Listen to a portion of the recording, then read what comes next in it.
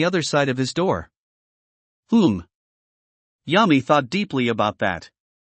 When he heard about Tenko's situation, he thought that Tenko would be feeling immense sadness and anger. But whenever he got a glimpse at Tenko's emotions, the rage and sadness were there, but not at all to the degree that he thought they would be. If anything, he just seemed more confused. Apparently, that confusion was about now knowing how to take his family's death. Which likely meant that his family situation was more similar to many of the other kids here. Extremely complicated and probably really sad. Can you go now? Tenko asked curtly. I want to be alone. I'll go. But you won't be alone in this place for long. Yami warned him. They won't let you be.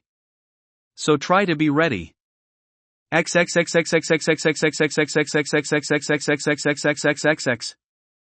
I wish that my quirk was more normal, Oki answered.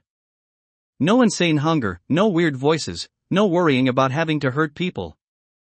No annoying voice. All the metal plates on Oki's body started vibrating like something was trying to escape. Then I could just enjoy a meal for once. Oki groaned. You haven't eaten good food? Even just a little bit? Yami asked. Oki sighed. If I gave you a really good tasting crumb, would you say that was a good meal? No. You wouldn't. That's what your good meals are to me.